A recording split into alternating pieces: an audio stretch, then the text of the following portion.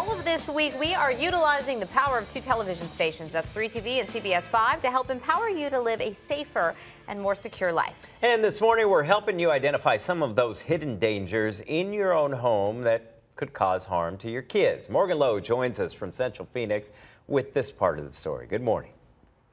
Yeah, good morning. This is really important stuff, especially for families with kids. Before I looked into this, I had no idea how many things are in just about every house that could pose a hazard to your kids. So over the next couple minutes, we're going to point some of them out to you with the help of Phoenix Fire Captain Rita Bigler.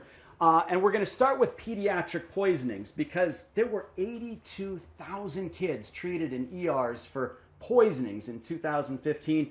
You've got just one example here that is pretty eye-opening. So you look at something like Windex and Gatorade. The packaging, they're both blue. You might ask, how would these two end up in the same spot? But they're on the shelf and no one's reading the labels to see what they are. And kid can mistake that for that. And I would imagine there's all kinds of other examples. But we're in the kitchen, and according to the statistics, there were 157,000 kitchen fires in the last year. Is there a common cause of them? So firefighters see a lot of kitchen fires, whether you're home and it's a grease fire, but sometimes when you're not at home, caused by the buttons automatically being turned on. 13,000 of those were caused by stoves.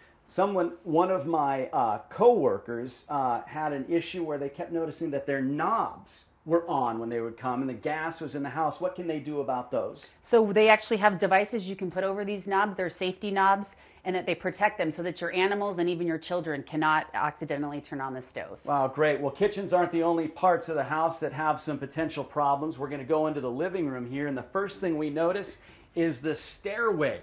2.9 million people were injured in stairs in 2015. That's surprising to me. Well, we see a lot of accidents with stairs, and the thing with the stairs is that it's not just children. We see even the adults and the elderly population also falling on stairs. So really important to have those baby gates right there. We also, another stat that stood out to me was 58,000 people were injured from light fixtures and like shocks. We've got ceiling fan there, we've got light fixtures in the corner.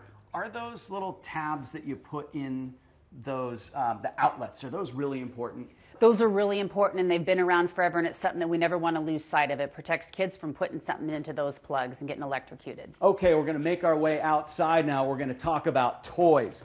244,000 kids were treated for toy injuries in the ER. Is there one toy that stands out to you? Something that can make you go fast, that you can pedal along, such as a razor. One of those scooters, and those things are all over the place. 52,000 kids were injured on scooters. They were the #1 cause of toy injuries last year. One of the things that just totally caught me by surprise, 19,000 kids were injured playing with bouncing balls. How would that happen?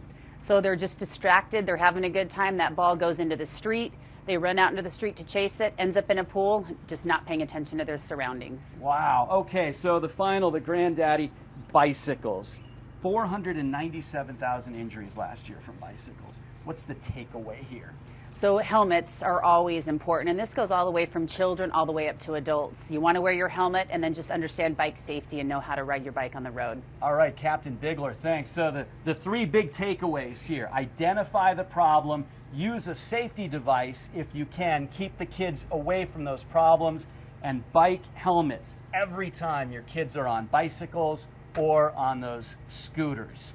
Back to you guys. Lead by example on that one, otherwise they won't want to wear them. Morgan, good to see you on the morning show. Thanks so much.